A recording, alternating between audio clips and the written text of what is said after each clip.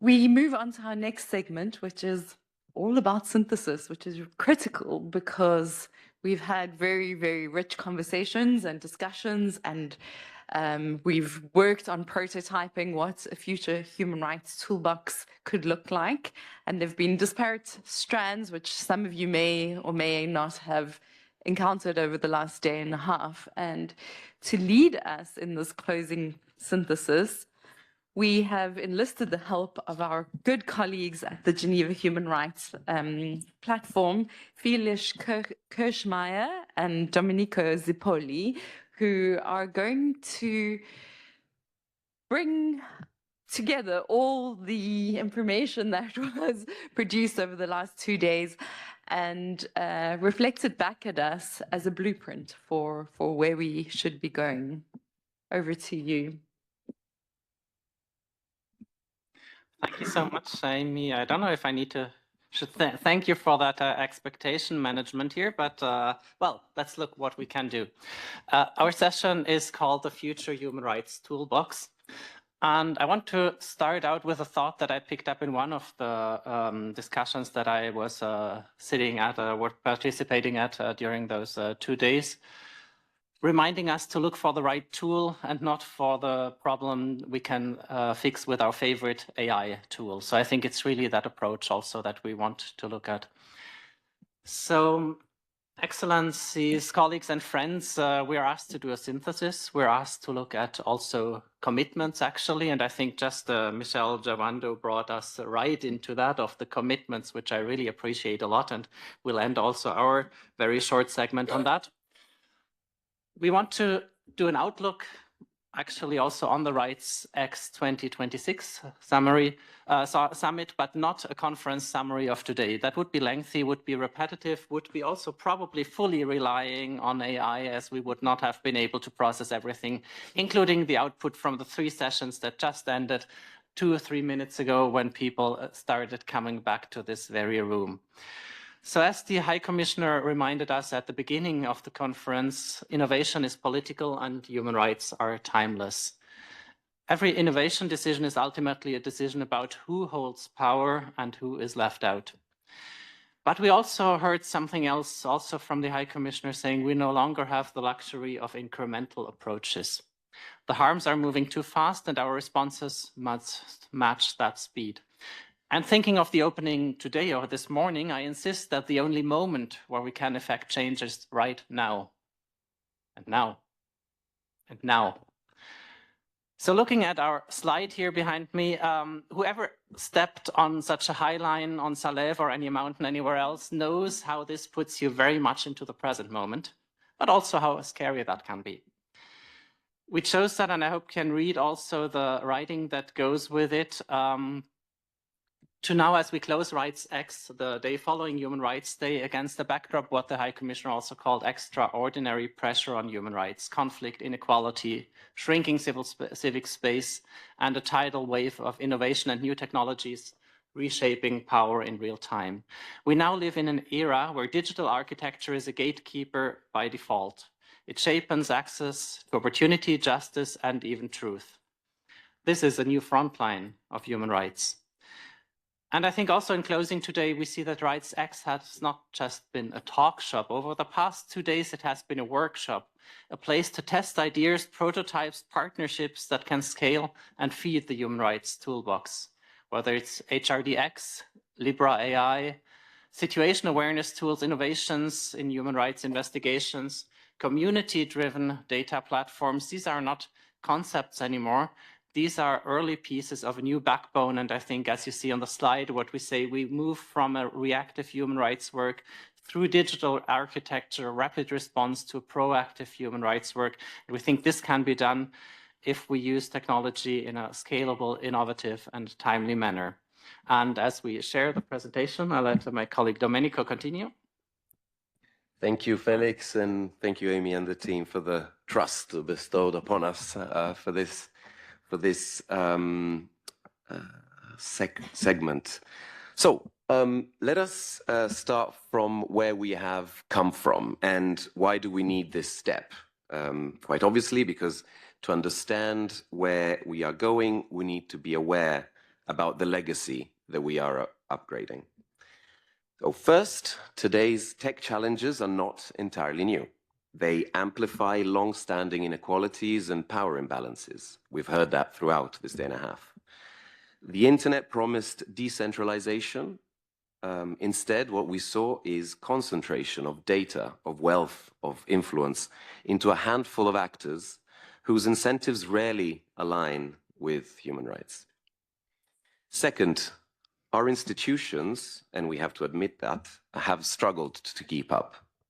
Laws and governance systems built for the analog era are facing a technological environment that moves exponentially faster. The digital divide remains structural. Billions of people are still offline, languages are still underrepresented, and communities whose data trains global models yet benefit least from them. And even before AI, access to rights was shaped by bureaucratic friction. Forms too long, services too far, systems too slow. And the sludge that we heard throughout these days continues to fall hardest on those least able to navigate it. And the solution roundtables deepened this picture. Civic space is now digital civic space, with, for instance, Gen Z activists mobilizing in under 24 hours, while at the same time facing surveillance, shutdowns, and misinformation that undermine their safety and agency. Human rights data is profoundly fragmented. We've heard, for instance, how Colombia's Truth Commission had to integrate 112 databases from 44 entities just to understand the scale of violations. And entire communities, like India's denotified tribes, remain invisible until they create their own data. And this reality, of course, cannot go on. And of course, lastly, the fundamental aspect of governance. We've mentioned that already. However, I'd like to repeat that. Governance today is still very much fragmented. UN entities, states, CSOs, companies, all operate on different standards, different templates, different interpretations. And because of this, trust is fragile and coordination remains very costly. So this is the legacy that we, us all together, are upgrading. A system that is rich in norms, but poor in interoperability. Rich in evidence, but poor in connection. And rich in innovation, but yet not that rich in coherence. Felix. And indeed, so where are we now? So how to turn the fragmented pilots into a shared infrastructure was obviously at the core of our discussions those 2 days. And we've been looking into the fact that we do have actually a number of things that were identified at our workshop. I'll start with the first, a reality crisis. So we live in an AI-mediated information environment where truth competes with synthetic content. Deepfakes and manipulation give perpetrators plausible deniability. And as the keynote also warned us, AI has become a get-out-of-jail-free card where powerful actors can dismiss authentic evidence, dismissing it as a fake, shifting the burden of proof to the most vulnerable. It's also a visibility problem. The groups least resourced to tell their stories are the ones least visible in the AI-flooded information space. Secondly, it's a system wake-up. The UN is not starting from zero, but UN 2.0 is mainstreaming a quintet of change. We heard about data, digital, foresight, behavioral science, and AI across UN mandates. This quintet is essential for the Future Human Rights Toolbox, and we saw examples also during the 2 days, like, for example, AI-assisted mandate search, satellite damage assessments that shrink humanitarian response time, behavioral insights to reduce bureaucratic friction, and the UN 80 reform agenda is treating these capabilities as core institutional infrastructure, not as side projects. Thirdly, there's also the civic infrastructure under strain. Wikipedia reminded us that the infrastructures we rely on for truth are under enormous pressure, and regulation done poorly can actually also crush the very civic resources we depend on. But then we also see responses like OHCHR's innovation backbone. We saw HRDX move from concept to, I would say, early reality to be the first authoritative human rights data exchange. Libra AI for early warning and verification, or investor tools for accountability, education tools for embedding norms were things that were mentioned. The solution roundtables again brought us to the now that is emerging. They made this now, this moment, also clearer. Looking at machine learning workflows that already handle evidence, ingestions, transcription, translation, metadata extraction, the excellent work we see by Euridocs or indeed with OHCHR's national recommendation tracking database, which now also integrate AI features. We heard about predictive analysis now issuing forecasts on human rights risks, citizen-generated data ecosystems emerging from community-driven mappings like in India and Kenya, and data sharing frameworks that are forming as sovereign AI is becoming a shared priority and interoperability is no longer just optional. So we can summarize our moment like this. We do stand at that threshold where billions exists everywhere, but connectivity, as also Domenica said before, connectivity does not yet. Our task is now to turn that fragmented pilots into shared infrastructure and see how we can sustainably support the Future Human Rights Toolbox. And with this, turning back to you. Thank you, Felix. So now to the exciting part. Let's now move to the outlook to RightsX 2026. Having carefully attended most of the sessions this year and having had the pleasure to interact with many of you during these days, we have a couple of points to mention about RightsX 2026. So first of all, we think RightsX 2026 must be the moment where we move, as we already have said, from piloting to architecture. And I have 4 specific takeaway points to mention here. So I couldn't but start off with the groundbreaking promise that is the human rights data exchange. In a way, the spine of a connected system. HRDX can become really the digital backbone linking citizen data, civil society archives, national statistics, UN analysis, and accountability mechanisms. And it is the interoperability layer that we have been missing. It really represents that interoperability layer, one that allows human rights knowledge to be accessible to everyone, everywhere, just to quote the official sound or the official hymn of human rights that was launched during last year's Human Rights Day. RightsX 2026 should be where HRDX shifts from prototype to shared global infrastructure. I hope that's not a promise that is too near in the future, backed by partnerships and sustained financing. And some key characteristics from these wonderful days together include the following. So first of all, designing with, not for. A future human rights toolbox must be co-created with the communities it intends to serve. We heard this across the program, really. So youth and activists need tools that protect them, not to expose them.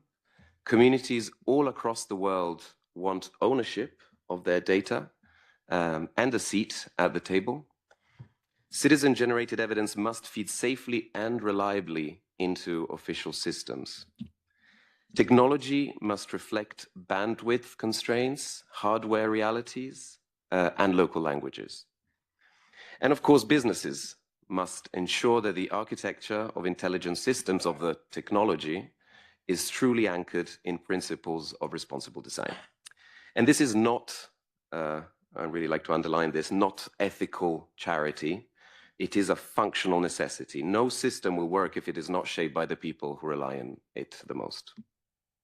I'd also like to spend a few times on the concept of multilingual human rights workforce that I learned during these days. RightsX has revealed the emergence of a new professional identity that us at the Geneva Human Rights Platform have also been working on in the recent past. People who speak law plus technology plus community reality. And so during these days, we saw volunteers becoming data stewards. We saw data scientists embedding in truth commissions and NHRIs. Civil society technologists training machine learning systems. This is all very new. Lawyers negotiating cross-institutional data governance. And UN 2.0's Quintet of Change outlines these capabilities very clearly. So we do have a structure for that shift. And by RightsX 2026, one measure of success could, should, must be how many more people can confidently speak both languages, human rights and technology. Just one last point on the outlook. So from reactive to predictive systems, and this might be the technologically most arduous task to work on, the Future Human Rights Toolbox should help to anticipate harm, not only to document it. And predictive models are already showing what is possible. So we've learned about forecasting violations weeks in advance. We've learned about machine learning workflows that allow analysts to surface relevant evidence from millions of files in seconds. Citizen-generated data identifying exclusion before it becomes systematic. Behavioral science, interestingly, helping anticipate where bureaucracy erodes access. That was quite fascinating to hear. And, of course, AI-powered assessments allowing faster humanitarian response. So, to close this segment, RightsX 2026 should mark the shift from a system that reacts to a system that predicts, prepares, and ultimately prevents. Felix, over to you. Yes, so with this, we'll throw it open because, of course, that section was also to speak about commitments. And while you see that we have picked up on a number of commitments that we identify as such just through the discussions of this day and a half, there is also the moment for you, I don't know how much time we have, but still I think for bullet point remarks from your side to take a bold commitment. So obviously it's also because we did identify actually in our different roles actually commitments that states can be taking, like that was definitely I think the part of the digital infrastructure, the digital civic space protection, also the link with the SDGs, with all the statistics and the information that can come in. We have seen also potential commitments for the tech sector and investors. We've heard, and I'm not reading them all out, you have them also here on the screen, commitments for civil society and human rights defenders for the UN system itself, of course, too, but I'll let that for the colleagues also to speak about. And as I said, when starting, the commitments for philanthropies and funders, as Michelle just so nicely has outlined those possibilities. From our side also, because it's always nice to talk about commitments of others, isn't it? I can say also a commitment from our side is also that we want to commit to providing a permanent space for interactive solution creation, a space where human rights experts, practitioners, data scientists, and engineers work side by side to co-design rights by design, digital human rights tracking tool and databases, and be a hub for hubs designed to bridge experiences and knowledge and to bring it together actually for that multilingual workforce that we just have been speaking about, and to be, of course, a partner in the contribution of the infrastructure that must carry the next RightsX Summit, and actually not just hopping from summit to summit, from Human Rights Day to the Human Rights Day, but also the other 364 days in between. A little remark also to keep that on our radars. But with this, if we can, I don't know if anybody just like want to bring out any thoughts of a commitment of your stakeholder groups, of yourselves, of you personally in the right here and right now that you'd like to also contribute to this concluding session. No pressure, but if you do have a commitment, you can put up your hand and we'll listen into any kind of statement that you would like to make. But I do want to emphasize as well that that is the spirit of the 30 by 30 by 30 initiative, which Anwar spoke about yesterday. It's about co-design and co-commitment and co-investment in this Future Human Rights Toolbox and in projects that are built for communities by 2030. So we're seeking all of your support and intelligence and talent and commitment to actually build these 30 innovations for human rights based on the Universal Declaration of Human Rights. So any ideas for commitments? And perhaps you could feed back to us. I think you have all received multiple emails from the team. So if you want to sit on making a commitment, we're also happy to take them online and via email. Please join us, Mark, at a microphone. Thank you. And you can also offer some thoughts on the summit if anyone wants to give some immediate feedback. We'd be happy to hear your voice on how the last 1.5 days have gone. Over to you. So, Domenico, Felix, thank you. Thank you, Chair, for the session. And thank you, George, for listening to my overly long statement yesterday upstairs. I think I can commit. I can't commit the Order of Malta. I don't currently lead it. I'm just one of the diplomats within it. But I know the problem sets that we face. I can commit, Domenico, to following up for at least 2 or 3 months on this idea that I kind of bubbled up yesterday. And then I talked with the students about it a little bit after their debate. It's at least tangible from a conceptual standpoint to the students, but it would be using AI in space to solve for mass atrocities.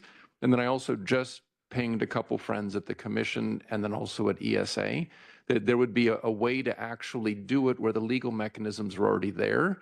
The complaint statement from Brussels last hour was quite simply, well, why didn't you invite us to RightsX? Now, that's not fair because there probably are lots of Brussels here. It was just sort of a few other people weren't here. So there's at least 2 more people to invite for next year. I can commit to that. The idea would be fairly simply using a lot of space-based data and then AI toolkits, because the EU probably has at least 20 to 30 years of space-based data that hasn't been mined. And we could use that to do precursory work. What are we actually seeing? What does that look like? And then Luke, a little bit on this side, not putting Luke on the spot, but Luke was on the panel the other day. One of the aspects that could make this highly functional is all of the legal ability already exists at the Commission level, at the European Space Agency level. Luxembourg is one of the founding states for the European Space Agency. Well done. They also have some of the world's most advanced space law in Luxembourg. I'm gesturing towards, not pointing at Luke. But this could be a way, if we have at least 1 or more member states willing to make a submission request, which is the problem that's been the case for the NGOs or the other non-governmental agencies in the room. There needs to be a member state involved. So I don't want to put Luxembourg on the spot. I'm not doing that. I like Luke and we get along. But if we can find a way to tie some of those things together, Domenico, we could do something interesting that we could then showcase at 26. That would be space, AI, predictive, and then it goes to the students for mass atrocities. Not students committing mass atrocities, but the unfair thesis statement of, fully trust AI. We can take out the adverb and trust it as much as we can demonstrate its applicability and efficacy. Thank you. This is like this icebreaker game at meetings where you say something and you throw the ball to somebody else who has to introduce themselves, right? Is it? Hello, I've always been bad at catching balls in mid-flight. Well, normal balls, yes, but not rhetorical ones. But thanks very much, Greg. I'm very happy to talk about this further. And Luxembourg is, of course, very committed to not only supporting the Office of the High Commissioner and the International Human Rights Protection System overall, but also more specifically to the Data and Innovation Hub, and working on, I think, formalizing that and supporting you with more than just words and impassioned pleas for others to chip in as well. So I'm hoping that we will be able to announce something more concrete very soon in the next year. And yeah, very happy to continue working on all of this. I had a lot of things written down for the interesting debate this morning as well. But one thing that I keep coming back to is that there are, unfortunately, never technological solutions to what are, in fact, political problems. But technological solutions should not be discounted. They help very, very much, especially when they do help us to, well, when they do help the human rights system to be closer to communities, to be closer to rights holders, whether they're victims or survivors of atrocities or human rights violations and abuses, or simply people who want to live their life, which, well, with the full enjoyment of all their human rights that they are owed by their states. So we're very, very enthusiastic and very excited about where this is heading, and very open to working and continuing to work with everyone on this. Thank you. Any other interventions from the floor? And you're very welcome. Or thoughts on how RightsX has been for you? Please raise your hand. You'll have 10 seconds to make an intervention. Okay, all right. I think we can move to closing. And yeah, thank you for all attending. It's been a pleasure to be the chair today. I'd like to hand over to our esteemed colleague and partner on this journey. The Innovation and Analytics Hub has worked very closely across the office, and Astrid van Gerden Stort will now close the session. I know my name is a difficult one. Gendoren. Genderen. Just call me Astrid. It's fine. So, well, thank you. It's been a crazy 1.5 days, and I think we can safely say that the future of advancing human rights in the digital age has kicked off. I hear you. There are not only technical solutions for political problems, but I think a lot of things can be done, and a lot of things can be taken forward. I want to say first and foremost my sincere thanks to all the speakers, partners, colleagues, you all who have come here and who have contributed to the program of the past 1.5 days, and it's been really a roller coaster. Obviously, the conversations we hosted, they reflected both the urgency and also the possibility of this moment. I definitely learned a lot of new things. I wasn't in all of the sessions. Some of them I have to re-see. I'm not the tech expert, and it was, an eye-opener on many, many, many fronts. I also want to particularly recognize the efforts that have been put into this summit across the whole of OHCHR. Obviously, I need to start with the Innovation and Analytics Hub. I remember a couple of months back going together with Anwar and a very funky PowerPoint presentation that he had put together to the High Commissioner and say, what about doing this around Human Rights Day? We're living, as I said before, we're living in a difficult time and age, but we have to look at, going forwards, hope. How can we reverse what's happening around us? How can we innovate? How can we really be, some people hate this word, fit for purpose, but it is very important. We have to move forward, and there is a lot of things that we can do and that we can build on. So the High Commissioner, thank God, was in favor of taking this forward. It took, it was quite a crazy journey to get here, and as said, all honor goes to the Innovation and Analytics Hub for really putting such a rich and amazing program together without, I must say, any budget apart for the coffee that we have provided to you and some of the translation. So that's also something where we have a huge budget crisis, and so we wanted to do something that is accessible to you, but also to all of those that are online today and were yesterday. But obviously, it's not only the Innovation and Analytics Hub and support from the external engagement team. We have had colleagues from all across our office. For some, it was a very, very new process. We have had fantastic expertise from our thematic colleagues. I see some sitting in the room here. Our operations, our field offices, legal policy specialists, technologists, our strategic communications, external relations, partnerships, anyone, sorry for those, the High Commissioner, obviously, the Deputy High Commissioner, everybody has been involved one way or the other. Of course, our logistic staff who have moved around rooms and tried to make things happen. We are part of the UN. There's lots of bureaucracy that we have to overcome, and we always try to avoid it.